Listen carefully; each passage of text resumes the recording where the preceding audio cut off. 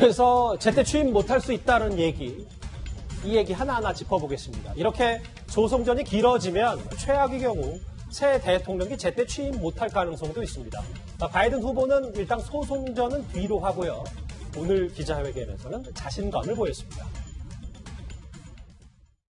I'm not here to declare that we've won, but I am here to report when the count is finished, we believe we will be the winners. We are campaigning as a Democrat, but I will govern as an American president. We have to stop treating our opponents as enemy. 세 번째 기자회견인데 바이든 후보는 점점 표정이 밝아진다는 느낌을 대체적으로 얻을 수 있어요. 이현정 의원. 네. 지금 자신감입니까? 여유가 좀 많이 생겼네요. 이게 이제 왜냐하면 선거라는 게 각 카운티별로 이제 어떤 추세를 보지 않습니까? 다 이제 나가 있기 때문에. 그러니까 이게 어떤 면에서 갑자기 하늘에서 표가 뚝 떨어지는 건 아니거든요. 아마 그런 측면이 있기 때문에 이제 바이든 캠프에서는 이런 추세를 갈 경우에 사실은 이제 오늘 밤을 넘어서면 어느 정도 이제 당선 윤곽이 확실해질 것이다라고 이제 판단하는 것 같아요. 이제 그런 측면에서 이제 침착하게 지켜보자라고 이제 이야기를 하는 것이고 지금 홈페이지도 개설했거든요. 인수위 관련해서. 근데 미국 정부가요, 이 보통 당선이 되면 제일 먼저 하는 조치가 뭐냐, 연방조달청에서 당선인한테 사무실을 열어줍니다. 그리고 인수위 작업할 수 있는 그 공간 자체와 시설 제공을 해줘요. 그게 이제 첫 번째 어떤 면에서 보면 정부가 하는 조치인데, 사실 바이든 후보 같은 경우는 이제 그걸 기다리지 않고 먼저 앞서서 이제 저렇게 홈페이지를 개설했다는 것은 이미 어떤 자신감을 좀 표현하고 있는 것 같습니다. 더군다나 이제 내부에서는 벌써 이제 앞으로 국방장관이나 국무장관 누가 맡을 것인지 인선 문제까지도 사실 이야기하고 있는데, 왜냐하면 지금 어제 같은 경우는 코로나19와 관련해서 브리핑을 받았다고 그래요. 그러니까 우리나라 같은 경우도 보면 제일 먼저 대통령 당선이 되면 제일 먼저 하는 게 뭐냐면 국정원에 가서 안보 브리핑을 해줍니다. 그 어떤 면에서 보면 이제 제일 먼저 이제 경호원들이 붙고 안보 브리핑을 제일 먼저 하거든요. 그리고 왜냐하면 이제 국가 앞으로 원수가 될 사람이 그 국가의 굉장히 중요한 문제에 대해서 파악을 하고 있어야 되기 때문에, 사실 그래서 어떤 면에서 보면 지금 이제 코로나 당국에서 코로나19와 관련된 브리핑을 지금 대통령과 부통령 후보자가 했다는 것은 그만큼 어떤 면에서 보면 정부 내에서도 어떤 이 승세가 잡혀갔다. 그래서 가장 현재 시급한 문제인 코로나19와 관련해서는 바이든 후보에게도 뭔가 정보를 준 것 같습니다. 그래서 코로나 브리핑, 공식 업무라기보다는 비공식적으로 혹은 이제 사실상 당선인 행보를 시작한 것 같은데, 이런 행보, 여유, 자신감, 한종대 국장, 결국 아까 우리가 개표사항을 짚어봤듯이 지금 흐름으로 보면 선거인단 270명 훌쩍 넘는 한 300명 정도는 바이든 후보가 차지할 가능성이 높기 때문에 내부에서도 이런 행보를 보이는 거겠죠? 그렇죠. 지금 이제 현재 확정된 거로만 하면은 폭스뉴스 같은 경우에는 264대 214라고 얘기를 하거든요. 매직넘버가 270인데.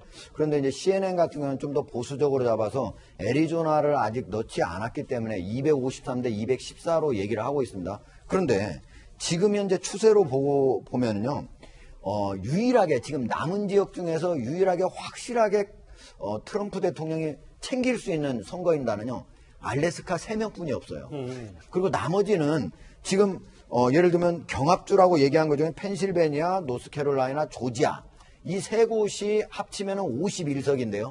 이 51석이 지금 현재는 트럼프 후보가 이제 우세지만은 지금 계속 줄어가는 속도로 보면은 뒤집어질 가능성이 높거든요. 그리고 나머지 네바다라든지 애리조나는 이미 바이든 후보가 앞서고 있는 상태고 오히려 그 격차가 늘어나고 있는 그런 상태이기 때문에 나머지 3석 빼고 나머지 전체가 68석이 그대로 간다면 지금 53에 68석이라면 320석이 넘게 되면 그러면 큰 격차로 이길 수 있는 상태죠. 많게는 선거인단 300명까지 확보할 수 있다.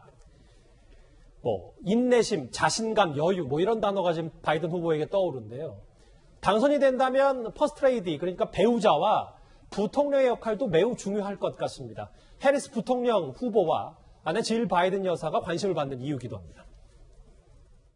We have no doubt that when the count is finished, Senator Harris and I will be declared the winners.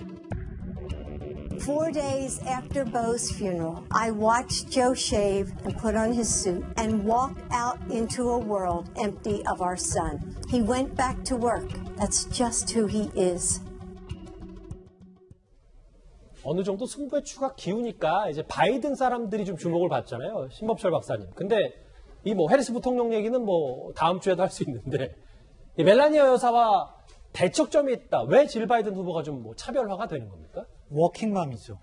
사실은 최초로 일하는 퍼스트레이드가 되겠다고 공언을 했어요. 아하. 그러니까 백악관에 들어가도 지금 학교 선생님으로서도 일을 하고 있는데 그런 식으로 교육 분야에서 계속해서 일을 하겠다. 그러니까 멜라니아 같은 경우에는 트럼프 대통령을 조용히 보자 하면서로 나름대로 부족한 부분을 채워가는데 질 바이든과 같은 경우에는 적극적으로 사회 문제에 참여하면서 보다 목소리를 내는 그런 부분에 있어서 대척점에 서 있다 이렇게 평가를 받고 있습니다. 그래서 대척점에 있고 멜라니아 여사 좀 다르다. 김근식 교수님, 예. 바뀌로 화면을 좀 같이 볼 텐데 뭐 부통령 얘기, 질 바이든 여사 얘기는 저희가 계속해서 좀 짚어보기로 하고요. 여기 보면 뭐 통로에 서 있는 수행원의 말을 걸기도 하고 근데 뭐 사실 그 전에는 뭐 졸린 조라고 해서 비판도 동시에 있었긴 했는데. 전직 고위 외교관이나 뭐 바이든 후보를 지근결해서 봤던 뭐 우리 외교관, 뭐 미국 외교관들도 외교 안보만큼 미국에서 제일 준비된 지도자라는 평가가 많은 것 같습니다. 그렇죠. 그래서 이번 대선 후보 토론에서 보면은 미국의 리더십, 동맹 국가의 관계 복원, 그리고 미국으로서의 세계의 어떤 중심적인 위치에 대한 리더십에 대한 굉장히 강조를 많이 하고 있습니다. 그리고 특히 이제 관련된 인사들의 증언들을 보면 조 바이든 후보 같은 경우 가장 그 장점을 꼽을 수 있는 게 오랫동안의 워싱턴의 정가의 경험이 있는 겁니다. 그러니까 29세 연방 상원 의원이 돼서 거의 40년 넘게 워싱턴의 정치인으로서 계속 활동을 했기 때문에 4년 전에 트럼프가 등장했던 건 뭡니까? 워싱턴 외곽에 있던 아웃사이더가 갑자기 대통령으로 백악관을 점령한 거거든요. 그래서 4년 동안 편집폭발을 일으켰는데 40년 넘게 오랫동안 워싱턴에서 정계에서 숙련되고 경험을 쌓은 사람이 대통령이 되기 때문에 훨씬 더 유연하고 능숙한 국정 경험이 있다는 것이고요. 또 부통령까지 했기 때문에 상당한 부분의 외교안보에 대한 식견이 있다는 거고, 그리고 상원으로서 가장 오랫동안 했던 게 주로 외교안보 관련된 상임위원회에서 많이 했습니다. 예. 그렇기 때문에 우리 쪽에서도 봤을 때 오바마 밑에서의 부통령 당시의 경험, 그 다음에 실제로 40년 넘게 정치적인 관록 이런 것들을 보면 그동안의 동맹관계를 굉장히 거래 달인으로서 트럼프가 깨뜨렸던 걸 생각해보면 새로운 바이든 행정부에서는 다시 한번 동맹관계나 글로벌 리더십이 회복될 수 있는 유능한 그리고 따스한 인간미가 있는 그런 후보가 되지 않을까, 대통령이 되지 않을까 이런 기대를 해봅니다. 바이든 후보의 당선이 뭐 9.5분 응선을 넘었다. 거의 유력해지면서요. 우리 정치권도 움직임이 바빠졌습니다. 야권에서 특히요. 바이든 후보와 친분 있는 인사들이 모여서 다음 주 미 대선 관련 토론회를 열 예정입니다. For the people of the Republic of Korea, my profound respect for what you have accomplished in the last 60 years.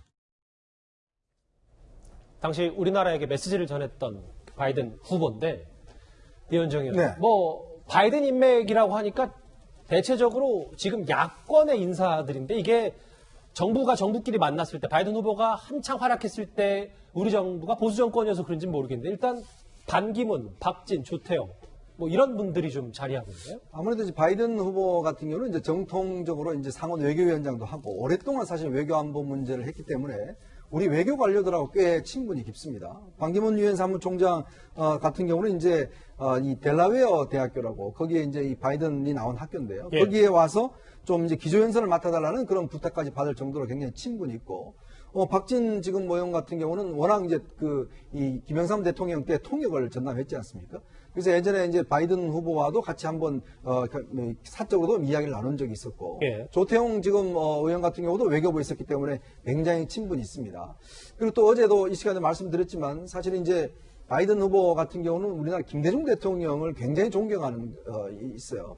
특히 이제 민주화에 대한 어떤 여러 가지 그 업적이라든지 그것 때문에 뭐 두 분이 다 이 넥타이까지 교환할 정도로 굉장히 친분이 있습니다. 그렇죠. 이제 그렇다 보니 한국 내에서도 바이든 후보를 아는 외교 관료들이 꽤 많습니다. 이제 그런 측면이 있는 것이고 또 한반도 문제에 굉장히 익숙해요. 그러니까 어떤 경우도 있었냐면 동북아 문제에 사실 일본 문제나 한국 문제 굉장히 이제 한데 옛날에 아소다로가 사실은 이제 이 바이든을 만났을 때 일본 총리가요? 일본 전 총리가 만났을 때요.